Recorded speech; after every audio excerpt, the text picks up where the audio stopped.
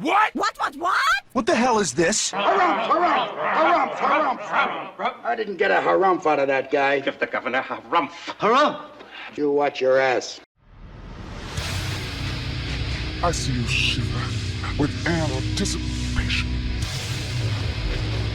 Let the show begin.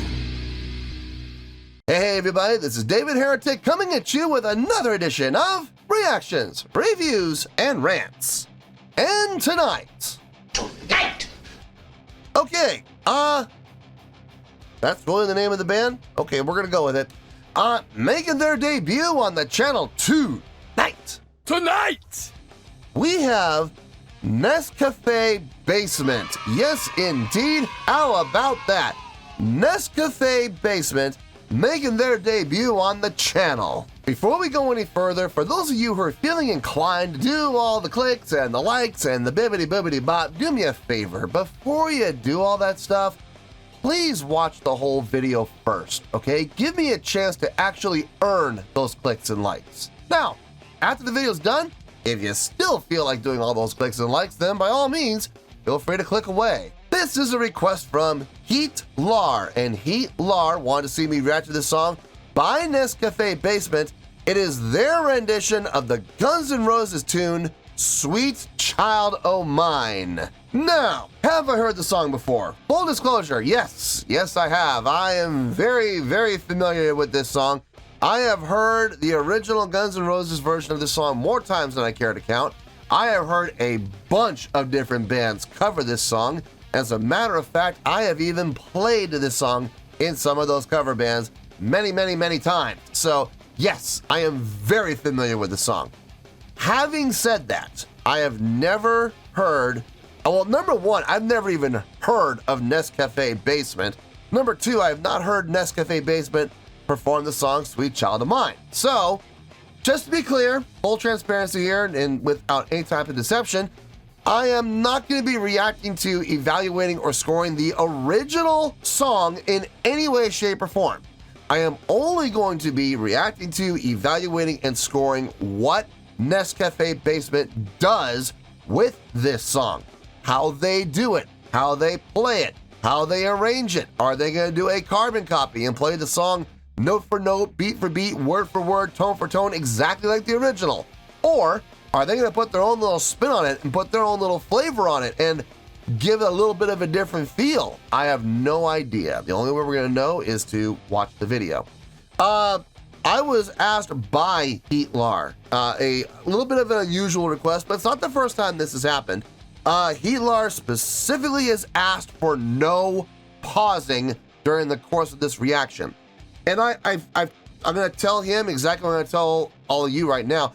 You guys can do that. As requesters, if you don't want me to pause and talk, that is absolutely your call. You are more than welcome to specifically request that. And if you guys have made requests in the past and you go, oh, I didn't know that, I'd love to do that, let me know. Get on Patreon, let me know, and I will be more than happy to find your request and make that notation.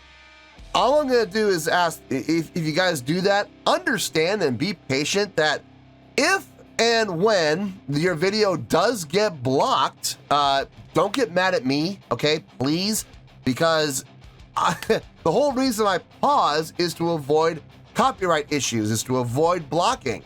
So if you ask me not to pause, it's fine, but you know, if the video gets blocked, don't blame me, okay? Don't get mad at me. I'm just doing what you asked me to do. This was posted by Shrish Khan, okay? And the video has 780,903 views. It'll get you there. Other than that, there's really nothing else left to say. Link to the original video will be down below in the video description for your viewing pleasure at your leisure. Let's get started. What do you say? Are you ready? Are you ready? Because here we go. All right, here we go. Episode 4, Sweet Child O' Mine, Nescafe Basement 2. Cool. All right, I'm not going to pause. Once I hit play. We're off and running. I'm actually kind of glad about that. 10 minutes and 17 seconds. Ooh, Nelly. Really? We're going to do a 10-minute and 17-second version of Sweet Child of Mine. This is going to be interesting. All right, let's do this. All right, boy, let's do this.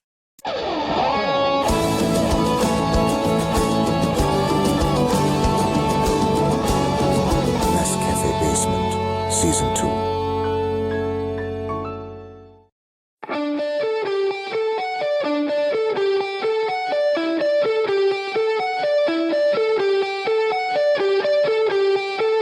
Riffs off. Last note of the riff.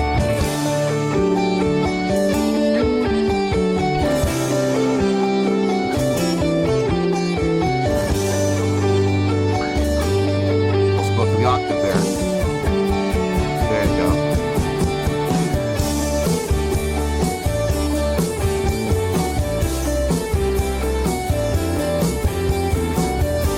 Interesting.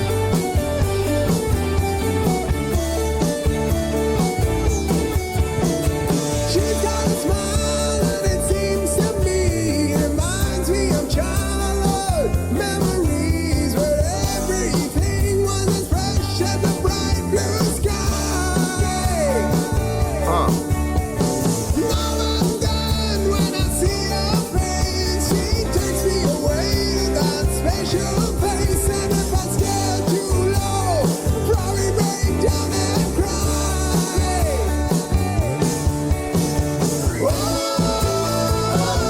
sweet child of mine. Oh, sweet love of mine.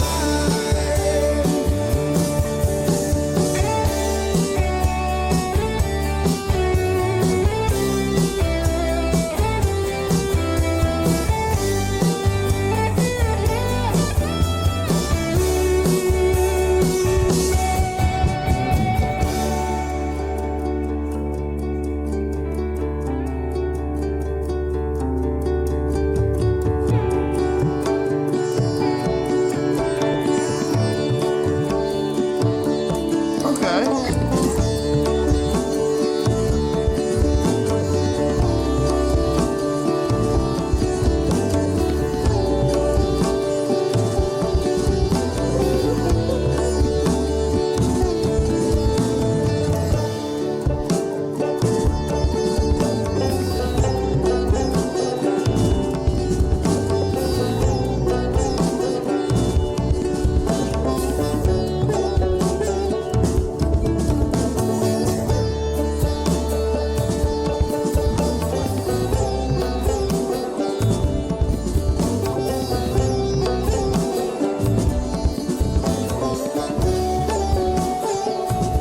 There it is. I was wondering where the flute was.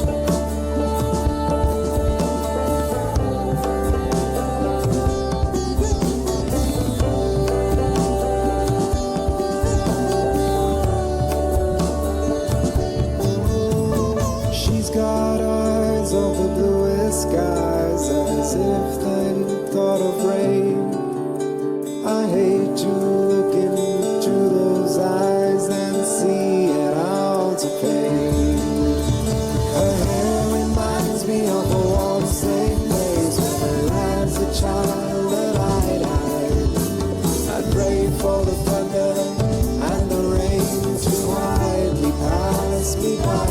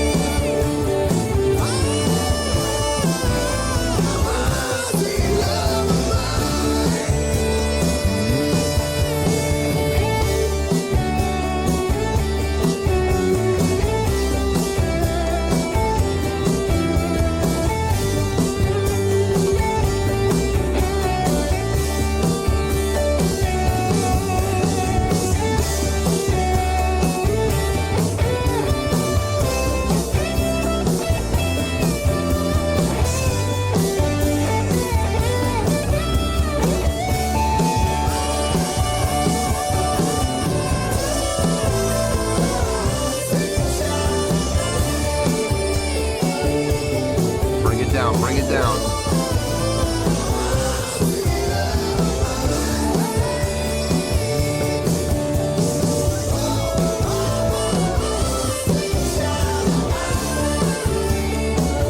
Bring it down, bring it down.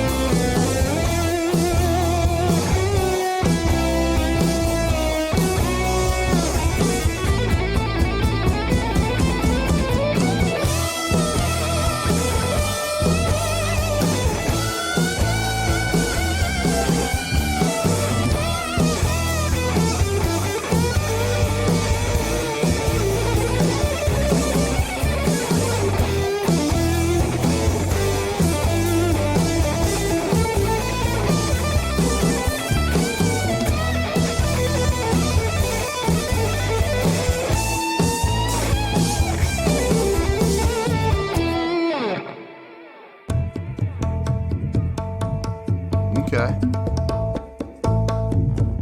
I was wondering what they were going to do coming out of the guitar solo.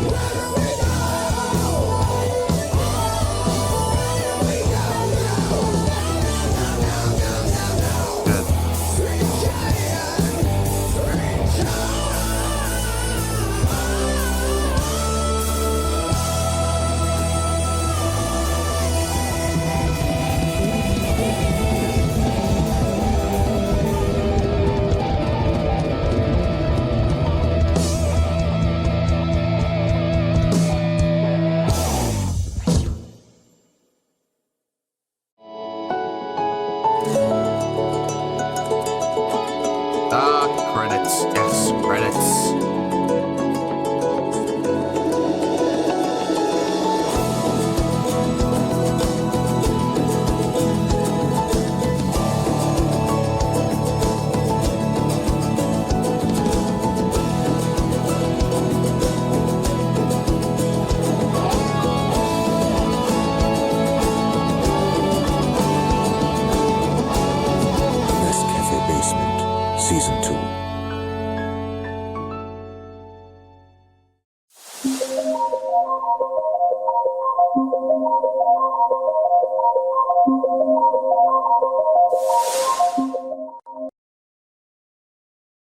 Cool. That's it. All right. There's a couple of things I gotta think about. I'll see you in the review, and we'll talk about it. Well, there you go, folks. That was, I guess that was Nescafe Basement. They didn't list the name of the band. I think Nescafe Basement's the name of the show.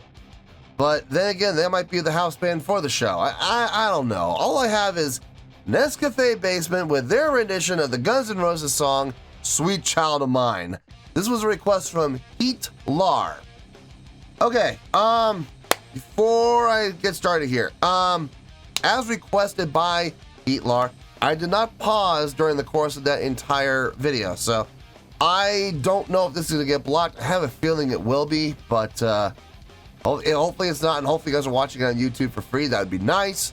And like I said, if you guys want to make requests and you specifically do not want me to pause, that's okay. You are more than welcome to make that request, and I will absolutely do my best to accommodate you.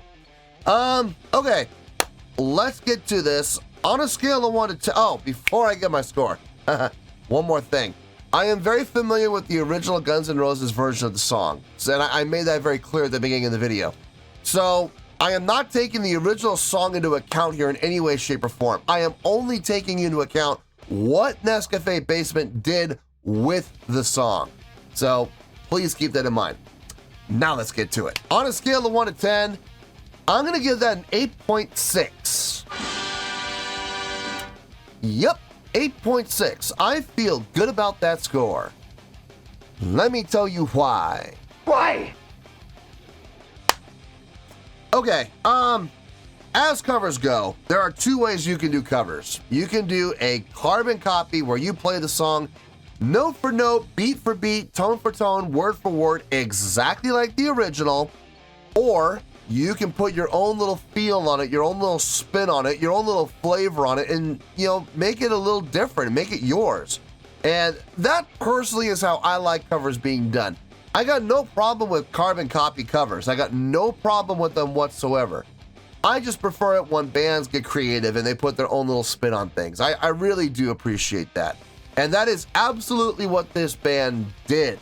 Not so much from a chordal standpoint, not so much from a chordal flow or from melodic line standpoint, but for more than anything from an arrangement standpoint and an instrumentation standpoint. First of all, they elongated the song by like twice as long. I think the song is normally about 5.5 minutes, and this is like 11 minutes and some odd seconds. So yeah, they made the song twice as long. And they did that to accommodate what they were doing with the instrumentation. Introducing a lot of different voices, introducing a lot of voices that you would never expect to hear in a Guns N' Roses song. A lot of those Middle Eastern flavors coming through with those the traditional instrumentations.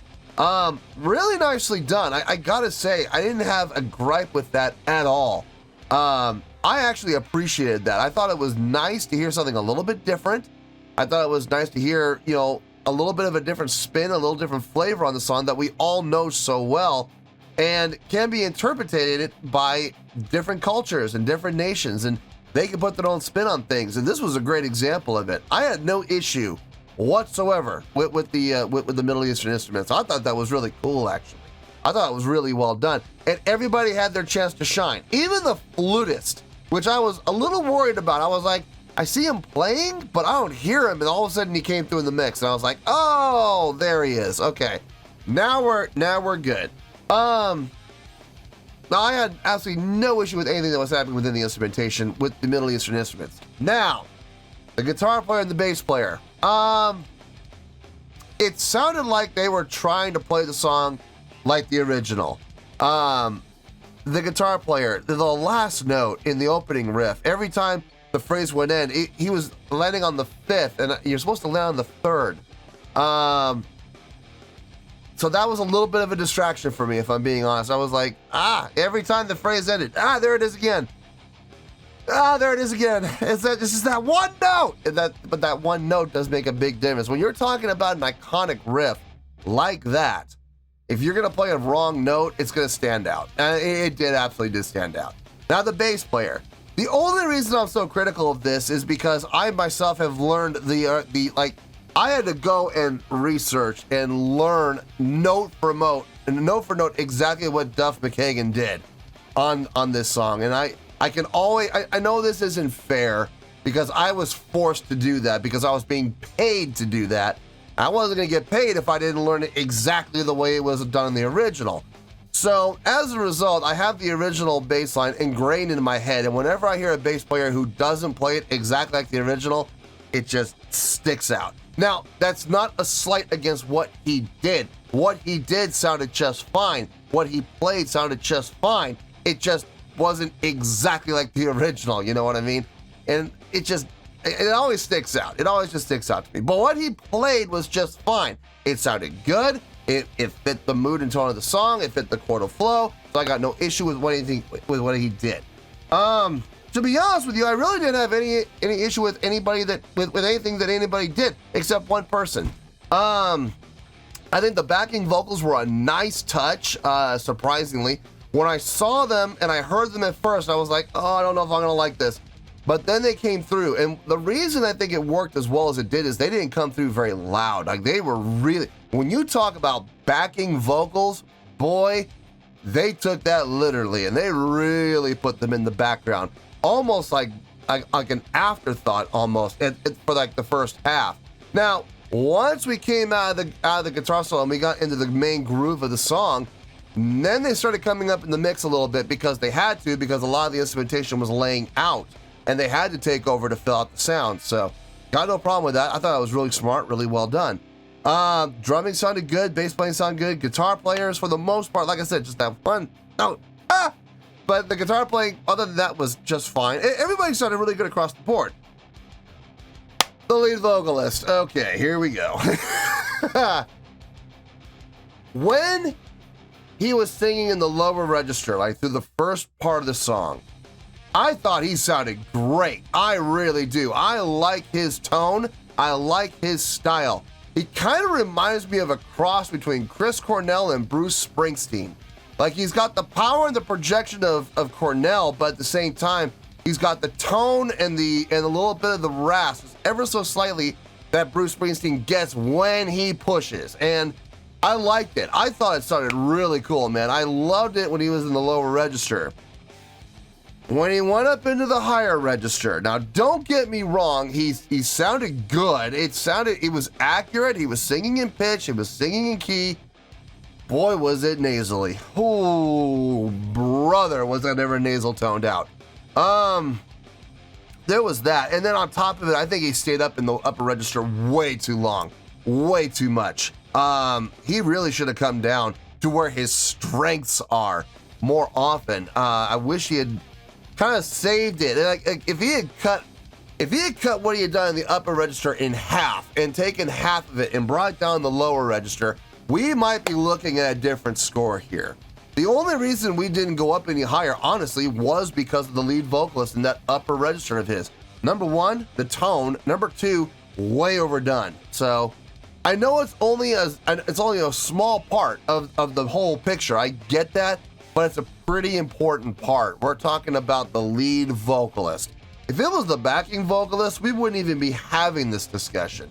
But because it was the lead vocalist, the lead guy, it's an issue. It's a pretty glaring issue to boot. So yeah, that's why unfortunately we did come down in the score a little bit.